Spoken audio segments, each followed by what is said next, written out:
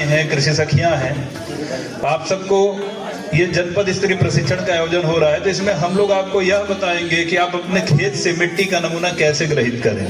जैसे हमारे कर्मचारी हैं तो इनको ग्राम पंचायतों का आवंटन करके लक्ष्य दिया जाता है और ये अपने लक्ष्य के अनुरूप किसान जो चयनित किसान है उनका सॉइल हेल्थ कार्ड ऐप पे पंजीकरण करते हैं। पंजीकरण में जो भी वांछित सूचनाएं हैं उनके खेती किसानी से जुड़े उस खेत से संबंधित इसको ये फीड करते हैं। फीड करने के उपरांत उस लोकेशन का जियो टैग फोटो लेते हैं और वहां से यथा विधि जो विहित रीति है, जो ढंग है, तरीका है, उसका पालन करते हुए मृदा नमूना एकत्रित करते हैं। उसको ये प्रयोगशालाओं में जो मृदा परीक्षण प्रयोगशालाएं उसमें प्रेषित करते हैं, जिसका कि विश्लेषण किया जाता है। विश्लेषण करने के बाद सॉइल हेल्थ कार्ड निःशुल्क जो चयनित किसान भाई हैं उनको ये ले जाके प्राप्त कराते हैं। और जब ये कार्ड आपको देते हैं साथ ही साथ आपको उस कार्ड का मतलब समझाते हैं। फार्मर एडवाइजरी भी जो जारी करते हैं कि उस कार्ड का क्या अर्थ है, कौन सी फसल आप उगाते हैं तो क्या सावधानियां बरतें, कितना उर्वरक उपयोग करें, अपने मिट्टी के स्वास्थ्य के लिए आप क्या विधियां अपनाएं, कौन सा फेरबदल अपनी खेती किसानी के तौर तरीकों में आप करें। श्रीमती पूनम और श्री हम लोग के जो यहाँ पुरस्कृत भी हुए आप सबके सम्मुख श्री चंद्र, तो ये दोनों लोग आपको फील्ड में किसान के खेत से नमूना कैसे ग्रहित किया जाए इसके बारे में बताएंगे कि ग्रहित करने के लिए क्या सावधानी आपको बरतनी है, जिससे किसी प्रकार का आपका जो नमूना है उस क्षेत्रफल का प्रतिनिधित्व नमूना आए, रिप्रेजेंटेटिव सैंपल रहे, कोई स्कीवनेस न रहे, कोई जो है कि उसमें जो स्टैंडर्ड नमूना होना चाहिए उससे कोई विचलन न रहे। तो ये करता हूँ पूनम जी को कि आपको नमूना लेने ग्रहण करने की विधि से परिचित कराएं।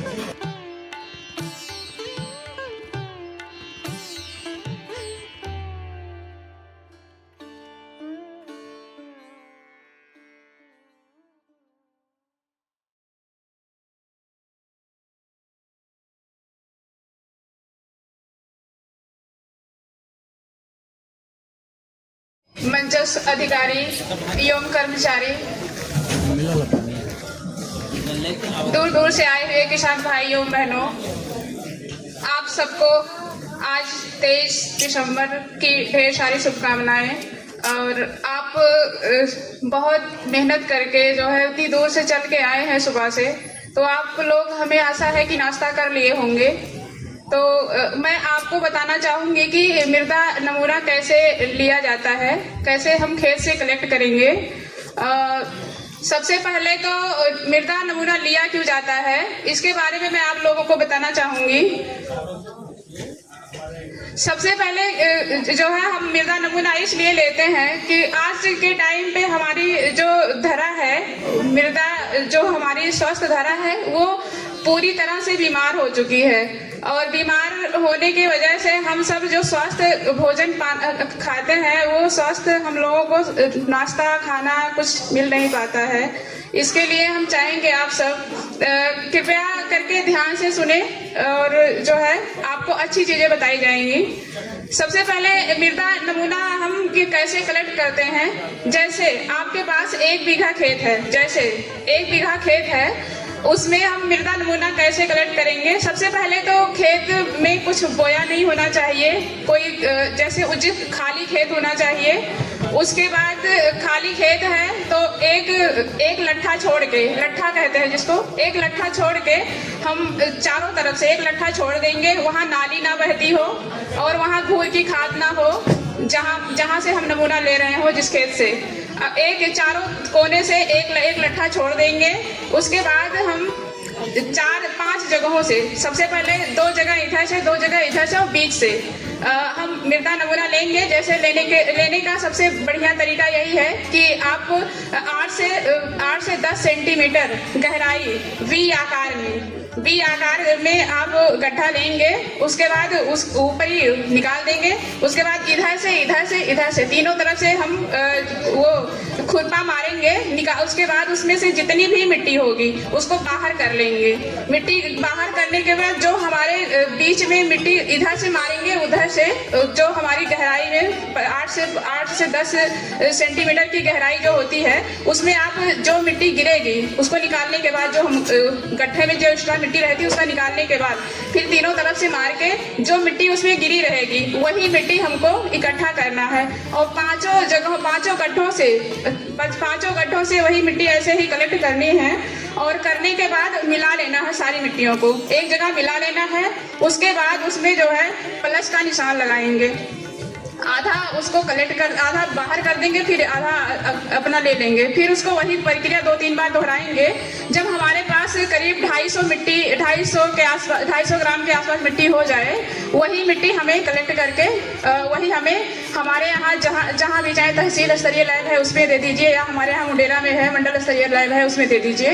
वो हमारे यहाँ जब वो चेकिंग होती है, जब चेक हो जाएगा वो आपको बताया जाएगा कि क्या दिक्कतें हैं इसमें, क्या नहीं दिक्कतें हैं। उसके लिए हमारे यहाँ से कार्ड होता है, कार्ड बन के जो भी किसान देंगे मिट्टी अपने खेत से लाएंगे उस मिट्टी में देने के लिए हमें आपका गाटा रहेगा, नाम रहेगा, मोबाइल नंबर रहेगा और गांव रहेगा, ब्लॉक रहेगा, जो भी रहेगा अपना पूरा कंप्लीट करके आप हमारे यहाँ लाके दे देंगे।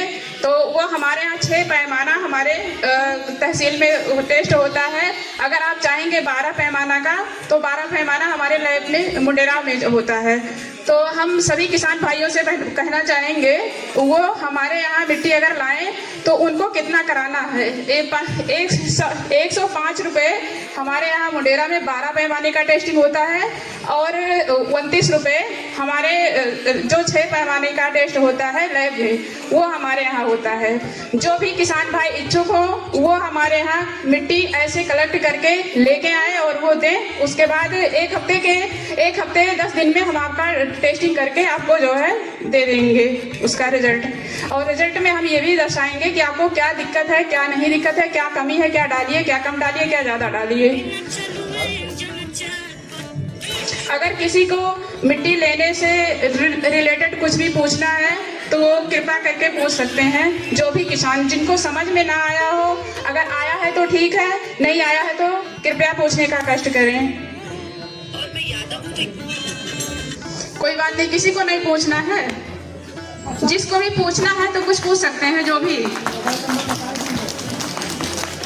कृषि सखिया बैठी है यहाँ पर, कृषि सखिया देखिए, हम आप लोगों से भी पूछेंगे कि कैसे लिया जाता है। तो अगर नहीं समझ में आया तो वीडियो नहीं काम करेगा, तो रिकॉर्डिंग तो चलेगी, मगर अभी आप लोग को बताना पड़ेगा, है ना। बताने वाली स्थिति में है आप लोग। सर हम बताना चाहेंगे इनको, हम ये मिट्टी क्यों, जैसे हमारे यहाँ जैसे हमारा खून जब हम बीमार होते हैं, जो हम लैब में खून देते हैं टेस्ट करने के लिए, अगर हमारा कोई भी जो भी जहाँ आप डॉक्टर को देते हैं अगर वो आपका ब्लड सही से नहीं चेक करेगा, अगर आप ब्लड देंगे नहीं चेक करके बताएगा तो आपकी बीमारी पता नहीं चलेगी। तो वही चीज़ है हमारे यहाँ मिट्टी की, अगर उसे वही प्रक्रिया जैसे हमारे शरीर में जो दिक्कतें आती है वही हमारी मिट्टी की दिक्कत है। तो मैं चाहूँगी जो भी किसान भाई, हमारे भाई जो हमारे टेक्निकल हैं, सभी भाइयों से अनुरोध है, अगर जिनको भी कुछ भी पूछना हो A to Z मैं बताने के लिए तैयार हूँ। आप अगर पूछना चाहें तो पूछ सकते हैं। प्रशिक्षण सत्र में मंचासी परम श्रद्धेय परम आदरणीय जड़िया साहब, डीडी साहब, आदरणीय मैडम, जिला कृषि अधिकारी, जिला कृषि रक्षा अधिकारी, अपर जिला कृषि अधिकारी तथा जिन अधिकारियों से मैं परिचित भी नहीं हूँ, कृषि एवं कृषि से संबंधित जितने भी विभाग हैं सभी के अधिकारीगण, बहुत ही अनुभवी, योग्य और कर्मठ सभी विभागों के कर्मचारीगण, कृषि सखी और जो भी महानुभाव भाई और बहनें इस सभागार में उपस्थित हैं, उन सबको मेरा सादर प्रणाम, सादर अभिनंदन।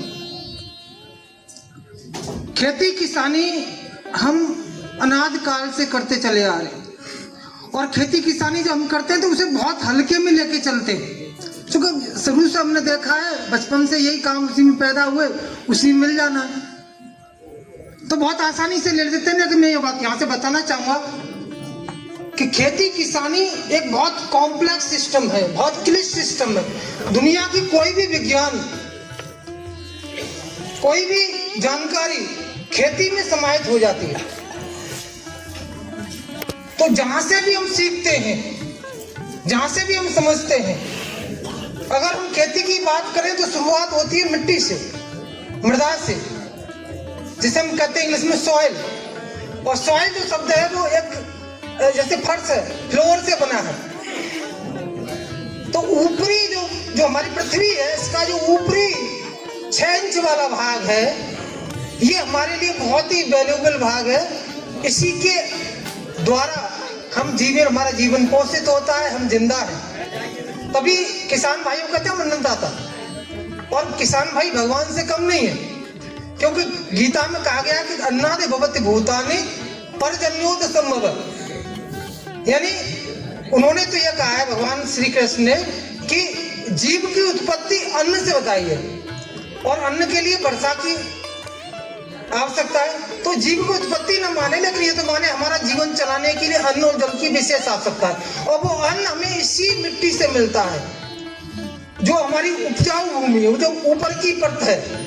और अगर ये कहते हैं कि प्रकृति को 1 ग्राम मिट्टी बनाने में 300 साल का समय लगता है, और उसमें बहुत सारी क्रिया, वो सब हम पढ़ के आए, सब जानते हैं, ज्यादा डिटेल में नहीं जाऊंगा। और वो क्षण भर में बह जाती है, उसका क्षण हो जाता है। आज सबसे बड़ी समस्या अगर हम कोई फेस कर रहे हैं, पिछले 50 साल का, 60 साल का हरित क्रांति के दौर के बाद इतिहास हम देखते हैं, तो सबसे बड़ी समस्या है कि इस समय मिट्टी की स्थिति। क्योंकि अगर हमारी मिट्टी अच्छी नहीं रहेगी तो हम अच्छी, कहते हैं सस्टेनेबल एग्रीकल्चर, भविष्य की खेती, भविष्य में हम बात यही नहीं करते कि हम आज क्या कर रहे हैं या हमने क्या किया। हमें कहते हैं कि सस्टेनेबल एग्रीकल्चर की बात करते हैं। Sustainable agriculture is the successful management of the resources for agriculture to satisfy changing of human needs while it maintaining and improving the quality of environment and conserving the natural resources। जल, जंगल, जमीन, जलवायु, जानवर, ये हमारे बहुत natural resources हैं, प्राकृतिक, इनको बचाना बहुत जरूरी है।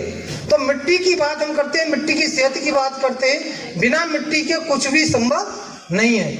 तो इसीलिए मिट्टी का महत्व को तो हम सब समझ ही गए। बात ये आती है कि मिट्टी की ये दशा हुई क्यों। अगर खेती का इतिहास है तो 10,000 साल पुराना इतिहास है, और जो हम रासायनिक खेती की बात कर रहे हैं तो कितने समय से, कब से हमारे यहाँ फर्टिलाइजर शुरू हुआ, कब से हमारे यहाँ पेस्टिसाइड शुरू हुआ। अगर मैं विदेशों की बात करूं तो द्वितीय विश्व युद्ध के बाद, अपने देश की बात करूं तो 1965-66 के बाद, और आज 25 है तो ज्यादा 50-60 साल, 60 साल की खेती में हम इतने उब गए। और 10,000 साल से करें तो आज फिर बात वही करें। अगर मैं बात करूं तो आज फिर बात हो रही है ऑर्गेनिक फार्मिंग, जैविक खेती, natural farming, climate smart agriculture, precision agriculture. यानी अगर हम बात करते हैं तो हमारा जो विकास का चक्र लौट के हम वहीं आ रहे खेती में, जहां से हम चले थे।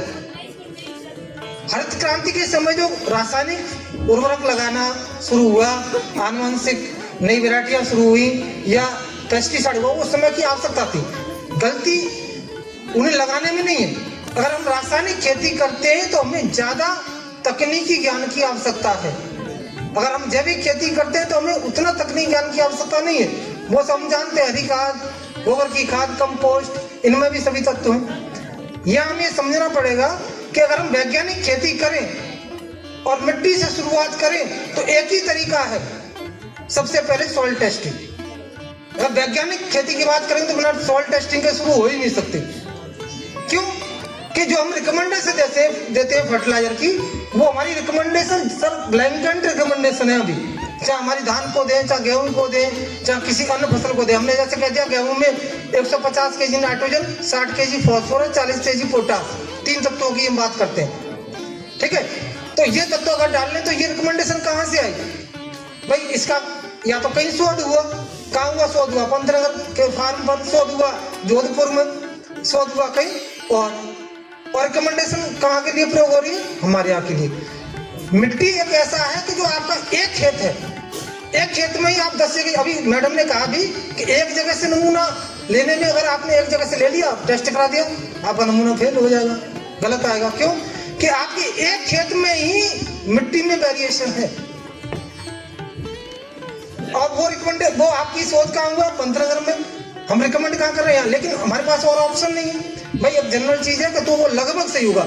अगर हम सटीक खेती की बात करेंगे तो होगा साइट स्पेसिफिक न्यूट्रिएंट मैनेजमेंट। यानी आपका एक गांव ही नहीं, एक ब्लॉक ही नहीं, एक जिला ही नहीं। हम जिला की बात करते हैं, जिला नहीं, तहसील नहीं, ब्लॉक नहीं, गांव नहीं, एक किसान और उसका भी एक फार्म है तो उसका अलग खेत, और उस खेत में भी अगर आपका 1 हेक्टेयर का खेत है तो उसमें से कम 10 जगह से हम मिट्टी का नमूना कलेक्ट करना। वो इसीलिए कि वो आपका जो नमूना जो आए वो आपके पूरे खेत को प्रतिदर्श करता हो, उसका पूरे खेत का रिप्रेजेंटेशन करता हो। जो अगर पूरे खेत का रिप्रेजेंटेशन तभी करेगा जब आपका जगह जगह से होगा। जैसे अभी कहा कोई कहीं पेड़ है उसके नीचे से नमूना नहीं लेना, क्यों कि पेड़ की पत्तियां गिरेंगी और वहां ऑर्गेनिक मैटर ज्यादा होगा, वहां से नमूना ले लिया तो आपके हाई फर्टिलिटी का शो करेगा।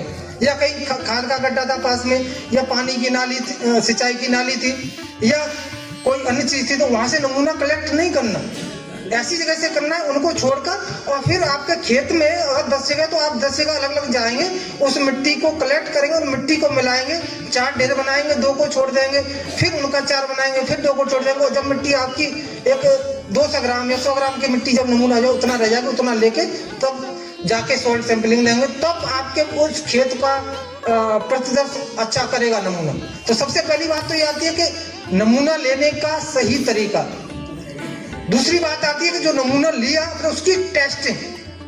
अगर आपने नमूना ले लिया तो होता क्या है, जैसे अभी सर ने बताया कि कृषि सखियों को ट्रेनिंग दी गई, ठीक है, बताया गया, ट्रेनिंग दे दी, लेकिन यहाँ सबसे बड़ी गलती क्या होती है कि आप हमें अभी तो हम देख के चल रहे, अभी हमें नमूना ले लिया, जैसे आपके गेहूं की कटाई उसके बाद नमूना लिया, धान की खरीफ की कटाई उसके बाद नमूना लिया, रबी के बाद लिया, नमूना ले लिया आपने। लेकिन आप वहां कभी कभी ये शो करना भूल जाते हैं कि इससे पहले कौन सी फसल थी, इसके बाद क्या लेना।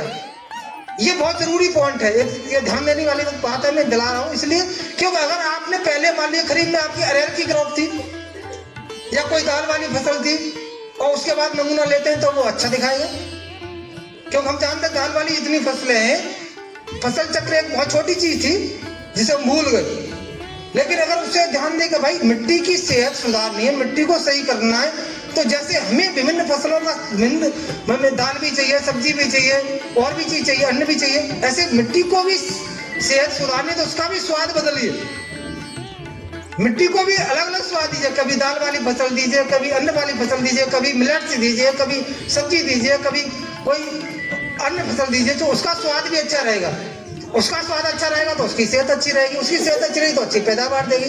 तो मृदा उर्वरता उत्पादकता तब अच्छी रहेगी जब आप उसका भी एक फसल चक्र बहुत छोटी चीज उसे अपनाएं। ये ध्यान रखना है कि अगर आप उससे पहले दाल वाली फसल थी तो वो जो जहां सैंपलिंग के लिए टेस्टिंग के लिए जाएगा तो उन्हें पता रहेगा, टेस्टिंग के बाद तो रिकमेंडेशन भी देनी है। तीसरी बात ये आती है कि आपकी टेस्टिंग सही हो गई, विशेषकर प्रयोगशालाओं में एनपीके की तो बहुत आसानी से हो जाती है, जितने भी आपके सूक्ष्म पोषक तत्व हैं उनकी टेस्टिंग भी बहुत क्लिष्ट है, बहुत आसानी से टेस्टिंग भी नहीं हो पाती। बहुत टेक्निकल एक्सपर्ट होगा वही सही टेस्टिंग भी कर पाएगा, और टेस्टिंग करने के बाद उसकी रिकमेंडेशन देना, और रिकमेंडेशन देने के लिए बहुत जरूरी है कि उसे ये पता हो कि वहाँ का क्रॉपिंग सिस्टम क्या है, क्रॉपिंग पैटर्न क्या है, कौन सी फसल किसान आगे लगाएगा, तभी वो रिकमेंडेशन दे सकता है। और कौन सी फसल उससे पहले ली थी, कम से कम 1 साल का तो पूरा उसमें होना ही चाहिए। वैसे तो ये कहते हैं कि 2-3 साल का हिस्ट्री पता होनी चाहिए, फार्म हिस्ट्री। तो ये बहुत छोटी छोटी चीजें हैं, ये ध्यान रखें।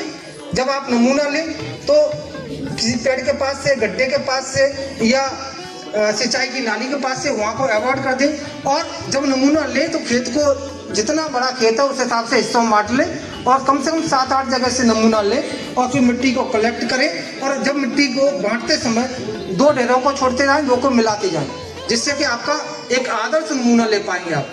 नमूना लेने के बाद जो आपकी सॉइल की टेस्टिंग की लैब है वहाँ भेजें, और वहाँ भेजने के बाद उसकी जो रिपोर्ट आई है नमूना की, उसी के आधार पर आप आगे फसल में उनका चुनाव करें। अभी दिनांक 24 से 26 नवंबर तक दिल्ली में इंटरनेशनल इंडियन कांग्रेस थी, वहाँ मुझे भी जाने का सौभाग्य मिला। और वहाँ हमारे जो माननीय केंद्रीय कृषि मंत्री हैं उनका आगमन हुआ था, और उन्होंने एक बात कही, मुझे बहुत बड़ी बात लगी। उन्होंने कहा था कि उन्होंने जो बायो स्टिमुलेंट का इसमें बाजार में भरमार है। जैव उत्तेजक के नाम पर उन्होंने बताया था कि 5000 जैव उत्तेजक थे या 5000 कंपनियां ऐसे प्रोडक्ट बना रही थी कि वो बाजार में बोल रही है कि भाई किसान आए कि ये हमारा ये हार्मोन है, ये खेत में डाल दो, ये समुद्री घास है, इसे खेत में डाल दो, आपके खेत की मिट्टी अच्छी हो जाएगी, या तमाम चीज थी। तो उन्होंने बताया कि बहुत सारी कंपनियों ने तो टेस्टिंग ही नहीं कराई, केवल 200-300 कंपनियों ने टेस्टिंग के लिए नमूना भेजा, क्योंकि जब टेस्टिंग की बात आई तो उन्हें लगा कि ये चीज पकड़ी जाएगी। दुनिया में कोई ऐसा जैव उत्तेजक नहीं है जो आपकी मिट्टी की सेहत को बना दे, क्योंकि मिट्टी की बात हम करते हैं तो मिट्टी की physical properties of soil, chemical properties of soil और बायोलॉजिकल प्रॉपर्टी ऑफ सॉइल। जैसे हम भौतिक वाली बात करते हैं, आपका टेक्सचर है, स्ट्रक्चर है, सॉइल टेम्परेचर है, ये आपके भौतिक दशाओं में बात अगर भौतिक दशा अच्छी होनी चाहिए। केमिकल में आपका सॉइल पीएच है, न्यूट्रिएंट की अवेलेबिलिटी है। हम एक भूले पड़े हैं जो आपका बायोलॉजिकल प्रॉपर्टीज ऑफ सॉइल। प्राकृतिक खेती की बात हमें इसीलिए करनी पड़ रही है, तो जो जैविक तत्व है उस पर हमारा ध्यान ही नहीं है। क्यों? मिट्टी की जो जान है, मिट्टी का अगर मैं कहूँ हीमोग्लोबिन है, तो आपका ऑर्गेनिक कार्बन है, जैविक सक्रिय तत्व, वो ऑर्गेनिक कार्बन की मात्रा अब आप सॉइल टेस्टिंग करा लें और आपको पता चल जाएगा कि भाई नाइट्रोजन है, नाइट्रोजन किस समय ऑर्गेनिक कार्बन की कमी है। नाइट्रोजन कहाँ से मिलेगा? आप कितना भी यूरिया डाल दो, कितना भी आप कोई रासायनिक फर्टिलाइजर डाल दो, जब तक वो उसकी बहुत सारी प्रोसेस होगी और अवेलेबल फॉर्म में नहीं आएगा तब तक पौधे को नहीं मिलेगा। डालने वाले से काम नहीं चलना। तो 1% से ज्यादा होना चाहिए जैविक तत्व ऑर्गेनिक कार्बन। और अभी आप टेस्टिंग कराएं तो मैं समझता हूं सर को पता होगा कि मौसी जो मिट्टी है 0.4 से 0.6 से ज्यादा नहीं आ रहा, कहीं कहीं तो 0.2। तो जब तक आपका ऑर्गेनिक कार्बन नहीं बढ़ाओगे मिट्टी का, तो आप कितना भी रासायनिक फर्टिलाइजर डालते रहो, लेकिन फायदा होने वाला नहीं है। क्यों? क्योंकि वो ऑर्गेनिक कार्बन नहीं होगा तब तक आपके मिट्टी में, अभी मैडम ने कहा कि मिट्टी बीमार हो गई है। बीमार का अर्थ क्या है? बीमार आदमी को कुछ भी खिलाओ पचेगा ही नहीं, खिलाना काम नहीं करेगा। तो यही स्थिति मिट्टी की है, क्योंकि उसमें जो हमने केवल रासायनिक पर डिपेंड हो गए हम, उसमें जो जैविक तत्व है उसकी मात्रा घट गई है, बहुत कम हो गई है। और जब तक जैविक तत्व नहीं होगा तब तक उसमें बैक्टीरिया, फंजाई, एक्टिनोमाइसीटी, प्रोटोजुआ, केंचुआ, जो ये हमारे लाभदायक जीव थे, प्लांट की रूट्स, ये नहीं है। जो जीव जिनका जीव का जो भोजन है वो आपका वो जैविक तत्व है। एक स्वस्थ मिट्टी की बात करते हैं तो 1 ग्राम मिट्टी में 3 करोड़ से 10 करोड़ तक सूक्ष्म जीव होने चाहिए, लाभदायक सूक्ष्म जीव, और उनकी मात्रा अभी आप देखते हो बहुत घटी है। मिट्टी बीमार का अर्थ यही है कि आपने कोई भी केमिकल डाला लेकिन वो पचेगा मीन्स वो अवेलेबल फॉर्म में नहीं आ पा रहा। आपने डाल दिया, इससे काम नहीं चल रहा। हमने तो सोचते हैं 4 बोरी जहाँ आलू का किसान है, मैं देखता हूँ आगरा में खनौली क्षेत्र है, वो आलू की खेती होती है। तो किसान एक बीघा मतलब समझे 12.5 बीघा का 1 बीघा 12.5 बीघा का होता है, उसमें 15 बोरी तक डीएपी डालने के लिए तैयार है और डाल रहे, लेकिन वो कोई फायदा करेगी? बल्कि नुकसान कर रही है। तो वो ज्यादा डीएपी डाल ले तो सॉइल की जो भौतिक दशा और खराब हो रही है, वो फायदा नहीं कर रही। लेकिन फायदा कब मिलेगा कि जब वो आपके सूक्ष्म जीव है, जो बैक्टीरिया है, फंजाई है, एक्टिनोमाइसीटीज है, केंचुआ है, प्रोटोजुआ है, इनकी संख्या बढ़े। तो स्वस्थ मिट्टी का अर्थ है कि उसमें 1 ग्राम में 3 करोड़, कम से कम 3 करोड़, और ज्यादा से ज्यादा जितने भी हो 10 करोड़ मान लो। तो प्राकृतिक खेती करते अगर ये कहीं नहीं मिल रहा तो उसका सबसे अच्छा तरीका हमारी देसी गाय। तभी प्राकृतिक खेती में करते हैं, तो प्राकृतिक खेती की तरफ मुड़ना चाहते हैं तो देसी गाय। अगर इनकी आपको मात्रा बढ़ाने की खेती में, तो देसी गाय का गौमूत्र या गोबर, इसमें वो जितने भी जब बायो स्टिमुलेंट बन रहे उनका, मैं तो मानता हूँ कि उसका असली चीज वो देसी गाय है, उसी के आधार पर बनना है। कोई दुनिया में ऐसा स्टिमुलेंट नहीं है कि वो जो आपकी मिट्टी की सेहत को अच्छा कर पाए। अगर प्राकृतिक खेती की हम बात करते हैं तो जीवामृत, बीजामृत, घनजीवामृत, ये यही है कि वो जो कमी हुई है, उनकी कमी हुई है, उसे बढ़ाना है। तो उसका ये जल्दी का तरीका यही है। वैसे तो गोबरी खाद डाल दो आप, हरी खाद भी कर सकते तो उससे भी बढ़ेगा, लेकिन अगर जल्दी में बढ़ाना है, खाद से बढ़ाना है तो उसका घनजीवामृत बना ले, बीजामृत बना ले और जीवामृत बना ले और उससे खेत में डाल दें। दूसरी मैं बताना चाहूँ, हम अगर प्रकृति को देखें तो हमारे आसपास सब कुछ है, बहुत दूर जाने की जरूरत नहीं है। जो बाइक स्टूडेंट की बात, कोई जब तो जब एक दो फायदा कर सकते। मैं एक बहुत छोटी सी बात बताना चाहता हूँ, हम सब पशुपालक भी हैं, सभी के यहाँ गाय नहीं है तो भैंस तो है, ठीक है, वरना कोई गौवंश है तो अच्छी बात है। जब हमारी गाय या भैंस बच्चा देती है उसके बाद जो साथ प्लेसेंट आता है, जो जेर हम बोलते हैं, बाद में जेर डालती है, उस जेर को आप लीजिए। एक प्राकृतिक विधि में बताना चाहूंगा यहाँ से मंच से, आप उस जेर को लीजिए, एक मटके, मिट्टी के मटके में बंद कर दीजिए, उसे ढक्कन लगा के और फिर मिट्टी में ही दबा दीजिए। 8 दिन बाद या 1 सप्ताह बाद आप निकालिए तो वो तरल के रूप में आपको मिलेगा फिर। और जब आपकी फसल हो, जब पूरी मैक्सिमम टिलिंग हो जाए, जब पूरी फसल घिरी हो खेत में, और उस समय आप 100 लीटर पानी में 1 लीटर डाल दीजिए उसे और आप खेत पर छिड़काव कर दिए। अगली बार अनुभव आप खुद देख लीजिए। वो जैव उत्तेजक अर्थ क्या है, जो उसकी एक्टिविटी, वो जो क्रिया है उन्हें बढ़ा दे, ग्रोथ एंड डेवलपमेंट की। प्लांट हार्मोन भी यही काम करते हैं, चाहे आपका साइटोकाइनिन है, चाहे ऑक्सिन है, तो उनका यही काम है। तो जो उनमें कार्य हो रहा है उसकी क्रिया को वो बढ़ा देते हैं। इससे अच्छा कोई बायो स्टिमुलेंट नहीं होगा या और अन्य चीज आप रोज देखते हैं। यही बात हम ये मंच से कहना चाहते हैं कि जो प्रचार कार्यकर्ता है वो किसानों के बीच में है और बहुत सारी शोध प्रसार कार्यकर्ता किसान द्वारा हो रही है, बस उसका प्रचार नहीं हो पाता उतना। उसे भी प्रचलित करने की जरूरत है। अगर हम नेचुरल फार्म पर जाएंगे तो आगे आने वाला भविष्य प्रसार कार्यकर्ता का और किसान का है। क्योंकि आपने देखा भी, वो विकसित भारत का संकल्प यात्रा जो आपने निकाली, उसमें उद्देश्य यही था कि जो IRI में या कहीं अच्छे संस्थान में, जो ICAR के संस्थान है, वहाँ साइंटिस्ट बैठे थे, उन्होंने यहाँ भेजा किसान के पास। आपकी टीम तो थी, लेकिन जो अच्छे वैज्ञानिक थे उनसे भी ये कहा गया कि आप फील्ड में जाओ, क्योंकि रिसर्च काम की तभी है जब फील्ड में आए, वरना तो वो शोध पत्र तक सीमित है। क्योंकि उसका यूजर कौन है? उसका असली यूजर तो हम किसान ही। तो हमारा, चाहे हम शिक्षक हो कृषि के, चाहे हम साइंटिस्ट हो, चाहे हम प्रसार से जुड़े हुए लोग हों, हमारा उद्देश्य तभी सफल होता है जब वो चीज जो शोध हुआ है, जो अनुभव हुआ है, शोध मीन्स अनुभव मान लो आप, चाहे वो प्राकृतिक विधि से हुआ है, चाहे कोई अन्य विधि से हुआ है, चाहे किसी संगठन के द्वारा हुआ है या कोई नॉर्मल हुआ है, तो आप उसको किसान तक पहुंचाओ। और उसको अगर वो टेक्नोलॉजी फिर प्रूव हो जाए, फिर रिसर्च पर लेके आए, किसान की टेक्नोलॉजी को भी रिसर्च पर लेके जाए और वहां से प्रूव हो जाए, तो उस प्रूव टेक्नोलॉजी को फिर दोबारा किसान तक, जो अन्य किसान उन तक पहुंचाई जाए, तब हमारे ज्ञान उपयोगी होगा। क्योंकि ज्ञान 4 तरीके से ही आता है। ज्ञान या हमारी जो अभिवृद्धि है हमारे ज्ञान की, वो 4 तरीके से होती है: सीखना और सिखाना। केवल मैंने सीख लिया, मैं दूसरों को नहीं बताऊंगा, मेरी चीज है, तो वो आपका बढ़ेगा नहीं। कब बढ़ेगा? जब सीखे तो सिखाएं भी।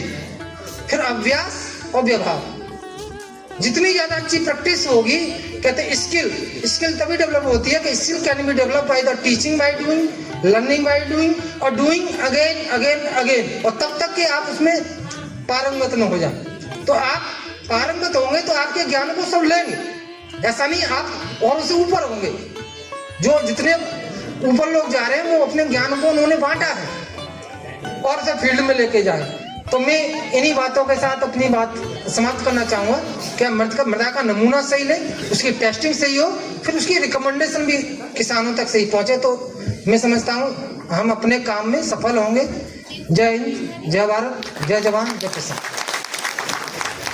बहुत बहुत धन्यवाद डॉक्टर साहब। अभी आपने हम सबके विभागीय कर्मचारी की बातें सुनी नमूना एकत्रीकरण के संबंध में। उसके उपरांत कृषि विज्ञान केंद्र के जो हेड हैं, इन्होंने आपको बताया खेती किसानी की, कृषि की अन्य बातें बताई। आज ये जो कार्यक्रम यहाँ किसान सम्मान दिवस का आयोजन हुआ है, कृषक वैज्ञानिक संवाद कार्यक्रम का आयोजन हुआ है, किसान दिवस का आयोजन हुआ है, जनपद स्तरीय नमूना एकत्रीकरण प्रशिक्षण का आयोजन हुआ है।